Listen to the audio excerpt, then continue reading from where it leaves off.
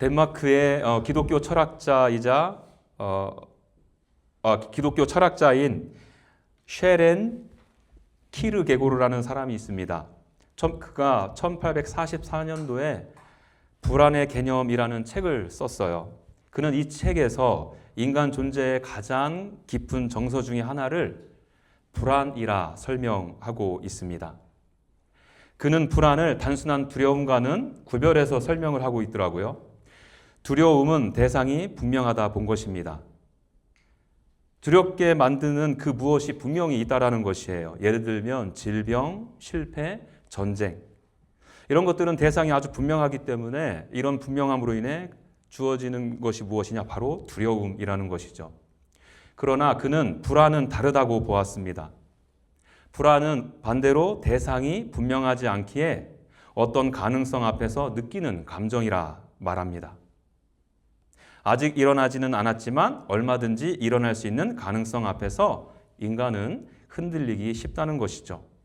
그래서 그는 불안에 대해서 이렇게 말합니다. 불안은 자유의 현기증이다. 오늘 설교의 제목도 바로 이 표현에서 가져왔습니다. 인간은 자유를 가진 존재이죠. 여러분, 자유가 있다는 것은 무엇을 의미하는 것일까요? 내가 내 의지로 선택할 수 있다는 의미일 것입니다. 눈에 보이지 않는 하나님을 신뢰할 수도 있고 눈에 보이는 것을 붙들 수도 있다는 말이죠.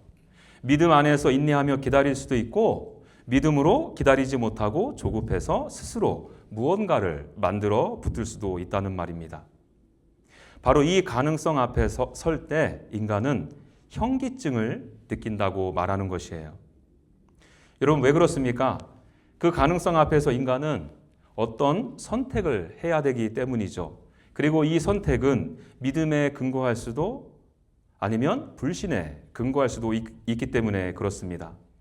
그래서 그는 이렇게 말해요. 이 불안은 죄의 전조 감정이다. 왜 이런 말을 했을까요? 자유가 주는 현기증 앞에서 인간은 언제든 하나님을 신뢰하는 대신에 다른 것을 붙들 수도 있는 위험이 있기 때문에 그렇죠. 여러분, 우리가 함께 오늘 읽은 본문이 바로 그 선택의 갈림길에서 선 이스라엘의 백성들을 보여줍니다. 오늘 본문은 산 아래에 있었던 아론과 이스라엘 백성에게 일어난 사건을 기록하고 있어요. 그러나 동시에 산 위에서는 전혀 다른 일이 일어나고 있었죠. 하나님은 산 위에서 모세에게 성막의 설계도를 주고 계셨어요. 하나님께서 자기 백성과 함께 어떻게 거하실 것인지를 준비하고 계신 것입니다. 하나님은 침묵하고 계신 것이 아니었어요. 하나님은 지금도 일하고 계신 것이죠. 그러나 산 아래의 이스라엘 백성들은 그런 하나님의 일하심을 볼 수 없었던 거예요. 그들의 눈에는 단지 모세가 더디 내려오는 것만 보였을 뿐입니다. 여러분, 만일 여러분들이 그 자리에 있었던 이스라엘 백성들이라면 어떠한 생각이 들었겠습니까? 이스라엘 백성들은 이제 막 애굽을 떠나온 사람들이에요. 노예로 살다가 갑자기 광야 한가운데로 나오게 되었죠. 도시도 없고 군대도 없고 경제적 기반도 없었습니다. 그들에게는 오직 모세라는 지도자 한 사람을 따라 여기까지 오게 된 것이에요. 그런데 그 모세가 지금 사라진 것입니다. 출애굽기 20장에 보시게 되면 하나님의 임재 앞에서 이스라엘 백성들이 벌벌 떨면서 모세에게 이런 말을 해요. 하나님이 우리에게 말씀하지 말게 해주세요. 우리가 죽을까 두렵습니다. 당신이 대신 우리에게 말씀해 주세요. 이들에게 여전히 하나님은 두려운 존재였던 것 같아요.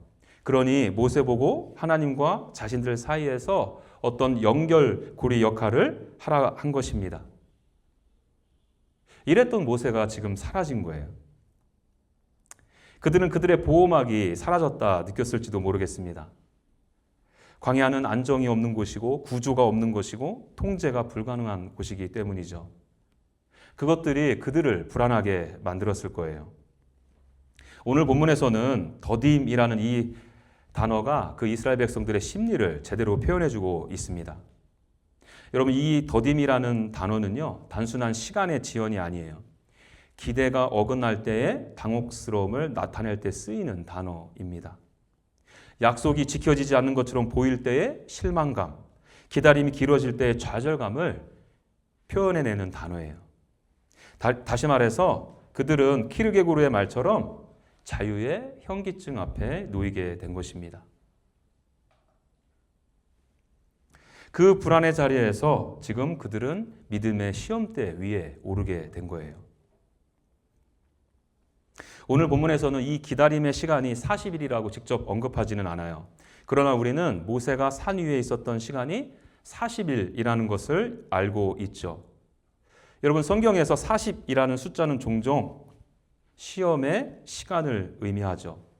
노아의 홍수 때 40일 동안 비가 내렸고요. 이스라엘은 광야에서 무려 40년을 보냈습니다. 예수님께서도 광야에서 40일을 금식하시며 시험을 받으셨죠. 이렇듯 40이라는 숫자는 믿음을 시험하는 것과 아주 연관이 깊은 단어라는 거예요. 이 시간 동안에 사람의 마음이 어디에 서 있는지가 드러나는 것이죠. 기다림이 길어지면 길어질수록 그 사람의 마음의 중심에 무엇이 있는지 선명하게 리트머스 시험지처럼 드러나게 되는 것입니다. 자, 그렇다면 이렇게 이스라엘 백성들 가운데 자라난 불안이 어떤 모습으로 드러나는지 이제 좀 보겠습니다. 1절을 보시죠, 다시. 거기 보시면 백성이 모여 아론에게 이르러 말하되, 이스라엘 백성의 불안해진 이스라엘 백성의 첫 번째 선택은요, 모이는 것이었어요. 여기서 모여 이 단어는 집단적으로 결집하다, 한 방향으로 뭉치다, 때로는 대적하기 위해 집결하다. 이러한 뉘앙스를 가진 단어입니다. 여러분들도 아시는 것처럼 불안은요, 혼자 있을 때보다 함께 있을 때 훨씬 빠르게 증폭하죠. 우리도 이런 경험을 많이 하지 않습니까? 어떤 사람이 이거 혹시 잘못된 거 아니야? 라고 말하면 다른 사람들이 맞아! 나도 그렇게 생각했어! 라고 맞장구를 치게 됩니다. 여러분, 그렇게 된 이상 더 이상 이것은 한 사람의 불만이 아닌 것이에요. 순식간에 공동체 전체로 번져가게 되는 것입니다. 그리고 이 불안은 어느새 확신처럼 굳어지게 되죠. 개인의 불안에서 시작된 것이 모여져서 집단적인 힘이 된 것입니다. 그들이 그렇게 모여서 한 것이 무엇이라고 그래요? 아론에게 이르러 말했다. 이 표현 역시 단순한 의견 제시가 아니죠. 원어의 뉘앙스를 보게 되면 여러분, 압박하며 요구하다, 이런 의미를 담고 있습니다. 그래서 어떤 영어 번역본에서는 against Aaron 이렇게 번역했어요. 이스라엘 백성들은 집단적인 그 힘을 가지고 대항하고 압박한 것이죠. 그렇게 그들이 요구한 것이 무엇일까요? 우리를 위하여 우리를 인도할 신을 만들라. 우리는 흔히 이 표현을 우상 만들어 달라 이스라엘 백성들이 요구했다 해석하죠. 틀린 해석 전혀 아닙니다. 그러나 단순히 이스라엘 백성이 우상을 요구했다라고 얼른 결론 짓기에 앞서서 우리를 위하여 우리를 인도할 신을 만들라, 이 표현을 우리가 깊게 들여다볼 필요가 있어요. 왜냐하면 이 표현 속에 우상의 본질이 너무나도 잘 드러나 있기 때문에 그렇습니다. 먼저 만들라라는 표현을 생각해 보죠.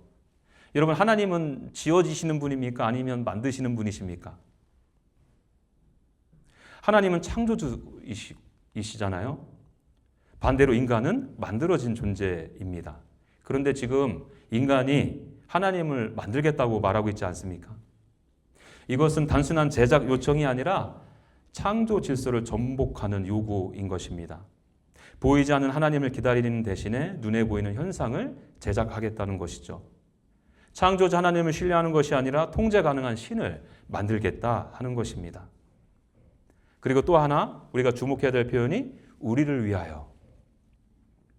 여러분, 1절을 여러분 다시 한번 보시고 한번 확인해 보세요. 이 짧은 1절, 9절 안에 우리라는 표현이 몇 번 나오는지 한번 헤아려 보십시오. 무려 3번이나 등장합니다. 그런데 여러분, 우리말 번역으로는 3번이지만 원문의 의미 안에를 살펴보면 4번이에요.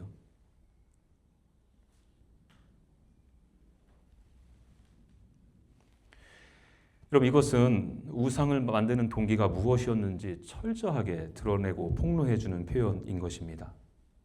여러분 우상은 철저히 내 중심성에서 시작된다는 거예요. 여기서 흥미로운 것은 무엇이냐? 이스라엘 백성들이 하나님의 존재를 전혀 부인하지 않았다는 거예요. 보세요. 그들은 애굽에서 인도하여 낸 신이라 이렇게 말하고 있거든요. 애굽에서 인도해 낸 그 하나님을 완전히 부정하지는 않는 거예요. 인정하죠. 그럼에도 이들의 이 표현 속에 문제가 없는 것은 아니에요.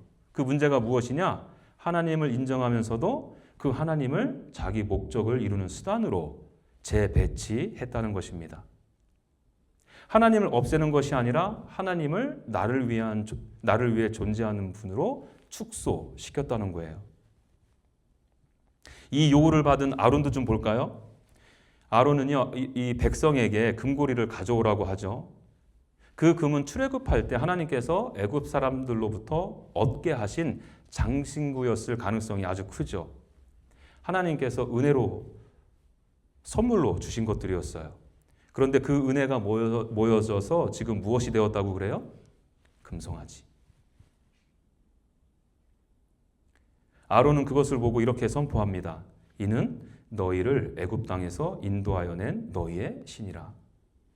아론 역시 하나님을 전혀 부인하지 않습니다. 그러나 백성의 압박을 거절하지도 못하죠. 왜요? 그의 명성이 흔들릴 수 있기 때문에, 지도자로서의 입지가 무너져 내릴 수 있기 때문에, 어쩌면 생명의 위협도 느꼈을지 모르겠어요. 그는 이것이 어쩔 수 없는 현실이야 하고는 현실을 관리한다, 지혜롭게 현실을 관리한다, 그렇게 생각했을지도 모르겠습니다.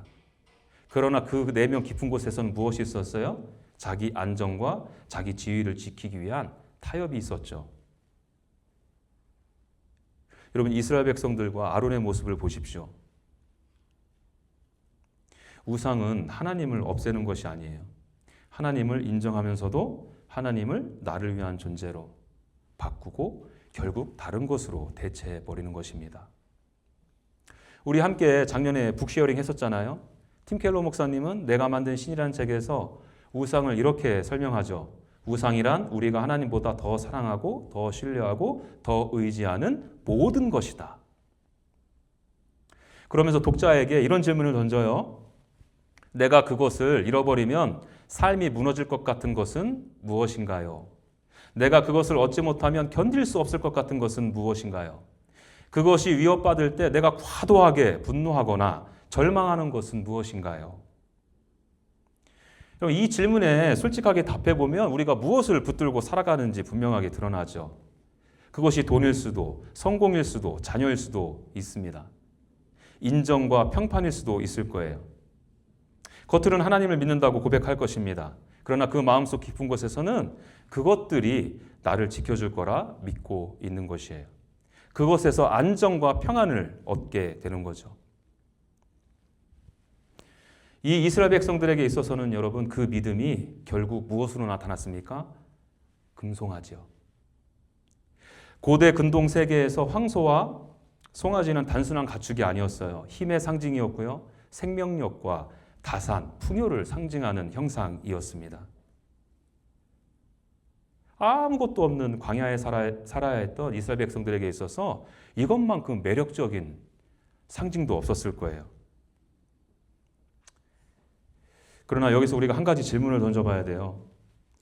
하나님께서 지금 이스라엘 백성들이 처한 그 상황과 현실을 모르셨겠냐는 거예요. 이스라엘에게 힘과 보호와 생명이 필요하다는 사실을 하나님이 모르셨을까요? 하나님께서 출애굽시키실 때 그들을 아시고 이런 표현을 쓰시거든요. 하나님은 이미 다 아셨어요. 그래서 애굽에서 그 전능하심을 보여주셨죠. 그리고 지금도 여전히 하나님의 강한 팔로 이스라엘 백성들을 지키시고 보호하시고 인도하고 계셨어요. 그럼에도 이스라엘 백성들이 이렇게 금송아지를 만들려 했던 이유는 무엇일까? 소드의 불안이라고 말씀드렸잖아요. 이 불안의 근저에 깔려 있는 하나님과의 관계 부재입니다.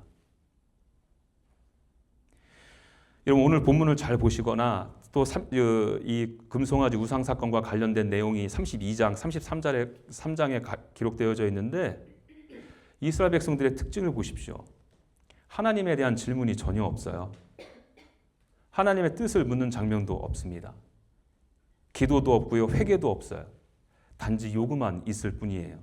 어떤 요구요? 우리를 위하여 우리를 인도할 신을 만들라. 그리고 이 모습은 그들이 모세를 대하는 태도에서도 분명히 드러납니다. 물론 출애굽의 주체는 하나님이셨죠. 그러나 모세도 이스라엘의 지도자로서 얼마나 많은 수고와 애를 썼어요. 그런데 그런 모세를 향해서 이스라엘 백성들의 입에서 나오는 고백이 무엇인 줄 아세요? 모세를 말할 때 이 모세. 이건 단순히 모세를 지칭하는 표현이 아닌 것이에요. 성경의 이 표현에는요, 묘한 거리감이 담겨져 있습니다. 존중의 표현이라기보다 마치 한 발 물러서서 말하는 듯한 표현이죠. 다음에 살펴볼 건데요. 하나님께서도 우상 숭배한 이스라엘 백성들을 가리켜서 뭐라고 말씀하시는지 아세요?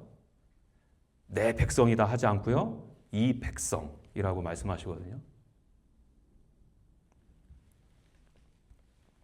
어쩌면 여러분 이스라엘 백성은 모세도 어떤 기능으로 보았을지 모르겠어요.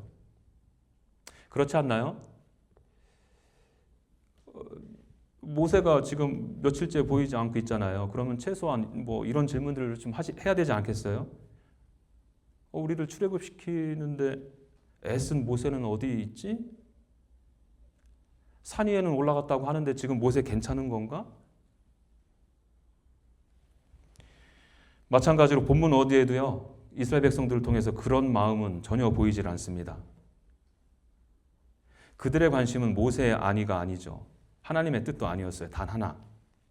모세가 애굽에서 인도해낸 것처럼 지금 자기 자신을 인도해낼 어떤 무언가, 그 기능을 감당할 어떤 무언가가 필요했던 것입니다.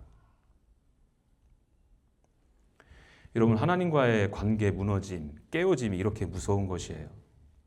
관계의 하나님을 기능의 하나님으로 바꾸어 버리기 때문입니다. 하나님을 사랑할 대상이 아니라 사용할 대상으로 바꾸어 버리기 때문에 그래요. 그리고 그렇게 되면 교회 공동체 안에서도 같은 일이 일어나는 것은 다 자명하죠. 함께 지어져 가야 할 공동체, 지체를 관계로 보지 않고 기능으로 보지 않겠어요? 사람을 사랑하는 것이 아니라 사람을 사용하게 되고요.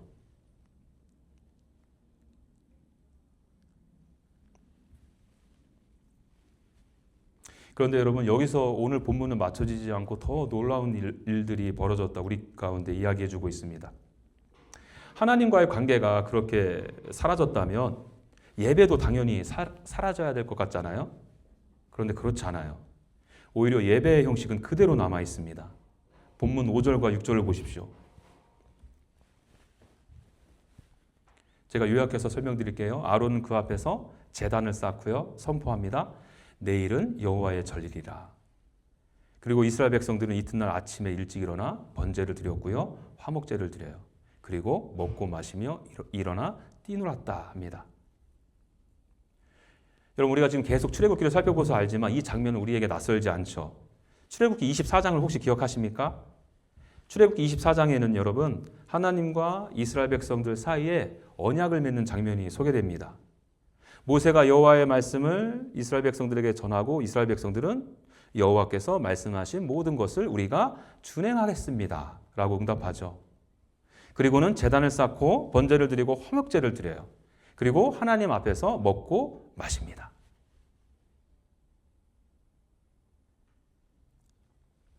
하나님이 주체가 되시고 백성이 응답하며 피로 언약을 맺고 교제의 아름다운 식사를 나누는 자리였죠.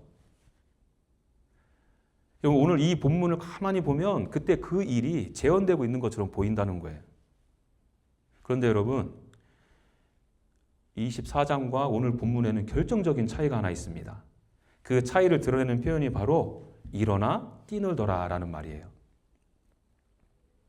출애굽기 24장에서는 여러분 먹고 마셨다 라는 표현은 있지만 일어나 뛰놀았다 표현은 없어요. 그런데 오늘 본문을 다시 들여다보세요. 6절에 그 말이 덧붙여 있어요. 일어나 뛰놀았다. 여러분, 이 뛰놀다라는 단어의 의미가 상당히 중요한데요. 이 단어는 기본적으로 웃다, 놀다라는 뜻을 가지고 있기는 합니다. 그런데 때로는 성경에서 보다 강한 의미로 사용되기도 해요. 상황에 따라 다르긴 하지만 장난하다, 희롱하다, 조롱하다, 더 나아가서 성적인 유의를 의미하기도 하는 단어입니다. 그래서 여러분, 예를 들어서 창세기 39장에 보시면 보디발의 아내가 모세 보고 이 사람이 나 희롱했다 이렇게 모함하잖아요. 이 희롱했다라는 단어가 바로 이 단어예요. 그러므로 여러분, 오늘 이 단어는요, 단순히 이스라엘 백성들이 하나님 앞에서 즐겁게 뛰어놀고 하나님을 즐기고 누렸다 이게 아닌 것이에요. 반대로 하나님 앞에서의 방종이며 하나님을 희롱하는 행위였던 것입니다. 형식은 예배이지만 내용이 우상 숭배였다는 거예요.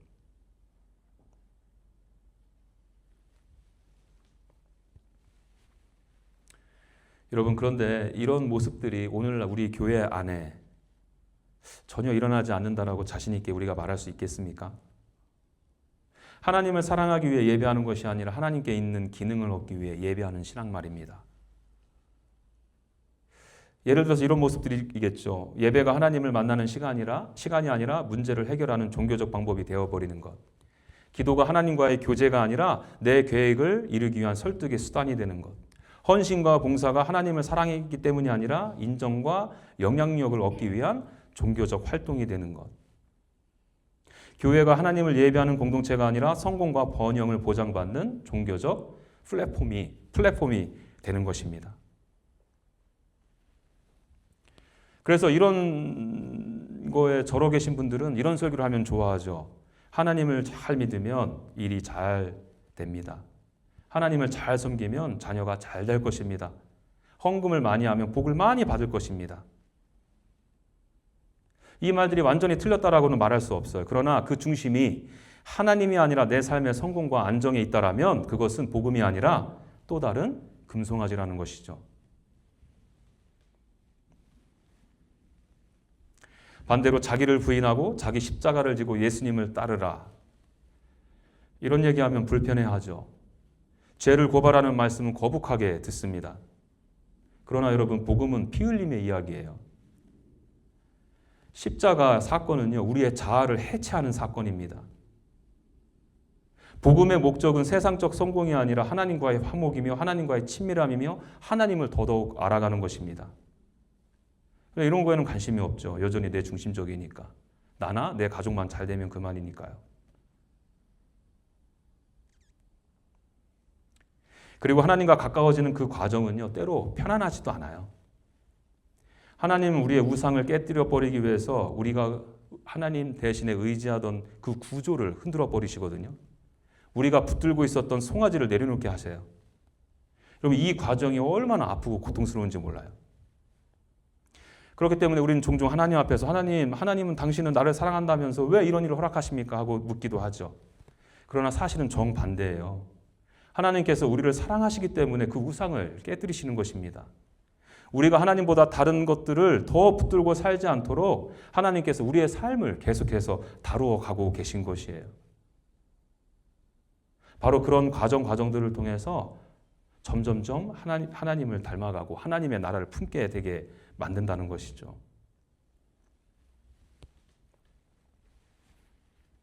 오늘 설교는 좀 무거워요. 저도 그렇고요. 근데 저도 그렇고 여러분들도 이 말씀 앞에 정직하게 우리들의 내면을 들어봐야 할 것입니다. 저와 여러분들은 예배를 가장한 우상 숭배를 하고 있지는 않은지 돌아보셔야 할 것이에요. 하나님을 섬기는 이유와 목적이 하나님께 있는 기능에 있지는 않은지 돌아봐야 할 것입니다. 만일 우리 마음이 우상 공장임을 자각했다면 우리는 어떻게 해야 할까요? 불안을 억지로 떨쳐내야 될까요? 자기 중심적인 결단을 꺾어버려야 할까요? 내가 생각하는 그 금송아지를 부시고 더 열심히 예배하면 되겠습니까? 우리가 그럴 수만 있다면 얼마나 좋겠습니까? 그러나 우리의 힘으로 불안을 이기고 하나님 중심적인 삶을 살아낼 수 없는 것이 우리 아니겠습니까? 우리가 만약에 그렇게 우리의 힘으로 살아낼 수 있다면 성경 이렇게 우상숭배 사건을 무겁게 다루지도 않았을 것이에요. 문제는 그것이 우리 힘으로 되지 않기 때문에 문제가 되는 것입니다. 여러분, 저는 오늘 본문 1절에서 그 답의 실마리를 좀 찾았어요. 다시 1절을 보시겠습니까? 거기 보시면은 계속 앞에서 소개드렸지만 우리를 위하여 우리를 인도할 신을 만들라. 이 모세 곧 우리를 애굽 땅에서 인도하여 낸 사람. 이런 말씀이 나오잖아요. 이 말씀을 잘 보시면 그들 가운데 불안이 자라나게 되자 그들은 하나님을 모세로 대체하고 있어요. 그렇지 않습니까? 잘 보시면 인도할 신과 인도하여 낸 사람을 지금 동격으로 보고 있거든요. 그런데 그 모세가 보이지 않게 되자 그들은 곧바로 또 다른 대체물로 송아지를 만들어냅니다. 그러니까 불안은 언제나 하나님을 다른 것으로 대체하게 만들게 된다는 거예요. 사람은 보이지 않는 하나님을 기다리기보다는 눈에 보이는 무언가를 붙들고 싶어 하기 때문에 그렇습니다. 그래서 우리 창조 이래로 인간은 늘 하나님을 대신할 형상을 만드는 데 급급해 왔죠. 그러나 하나님은 우리에게 보이지 않으니 상상으로 버텨내라 이렇게 말씀하시지 않으셨어요. 하나님은 우리에게 참된 형상을 주셨습니다. 우리가 만든 형상이 아니라 하나님이 친히 주신 형상이요. 그 형상은 인간으로 이 땅에 오신 하나님 자신이십니다. 골로새서 1장 15절 읽어드리죠. 그는 보이지 아니하는 하나님의 형상이시요 모든 피조물보다 먼저 나신 이시니. 히브리서 1장 3절 이는 하나님 영광의 광채시요 그 본체의 형상이시니라. 골로새서에서 그는 누구를 가리킵니까? 히브리서에서 이는 누구를 가리키겠어요? 예수 그리스도요. 이스라엘은 자기 손으로 형상을 만들었지만 하나님은 자기 자신의 아들을 내어주심으로 당신의 영광을 보여주셨죠. 우리가 하나님을 통제하려 할 때 하나님은 우리를 구원하시기 위해 당신 자신을 내어주신 것입니다. 그러므로 여러분, 이 우상의 해결책은 예수님을 더하는 것이 아니에요. 이미 앉아있는 금송아지 옆에 예수님 한 분을 다시 모시는 것이 아니에요.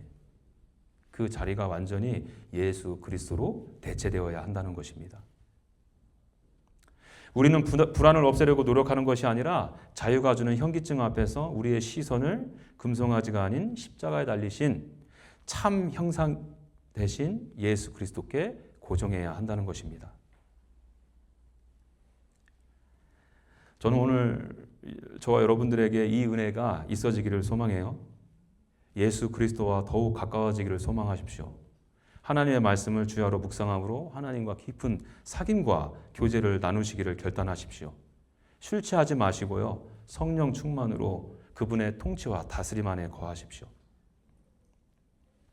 비일이라는 신학자는요, 이런 책을 썼어요. 예배인가 우상 숭배인가.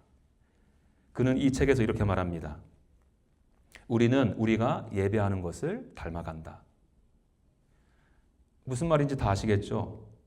사람이 궁극적으로 무엇을 사랑하고 의지하는 거냐에 따라서 그 사람의 방향이 결정된다는 거예요. 하나님을 예배하면 하나님을 닮아가겠지만 다른 것을 예배하면 결국 그것을 닮아갈 수밖에 없다는 것입니다. 예를 들어서 돈을 숭배하면 사람은 결국 돈의 논리로 살아가게 되겠죠. 무엇이 옳은가 보다 무엇이 이익이 되는가를 그게 기준이 되어서 살아가겠죠. 인정과 평판을 숭배하는 사람은 사람들의 시선을 기준으로 살아가게 될 것입니다. 하나님 앞에서의 정직보다 사람들에게 내가 어떻게 보여지니가 더 중요하니까요. 편안함과 안전을 숭배하는 사람들은 희생을 두려워하겠죠. 십자가를 지는 삶을 피하게 되고 믿음의 모험보단 안정된 삶을 선택하게 될 것입니다. 성공과 힘을 숭배하는 사람은 점점 경쟁과 비교 속에서 살아가게 될 것이에요. 다른 사람을 사랑하기보다는 그 사람을 오히려 이용하고 말 것입니다.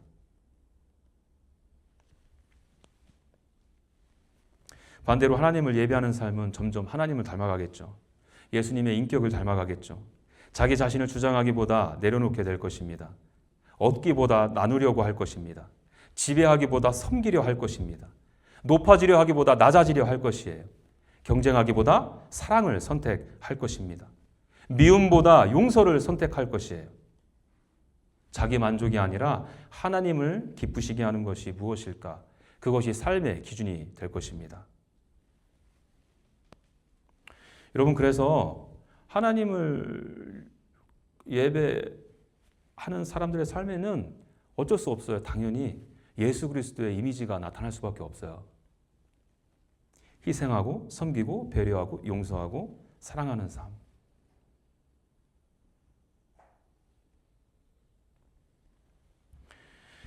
여러분, 우리는 예수 그리스도의 십자가 보혈로 노예에서 자유자가 되었습니다. 자유함을 얻게 되었죠.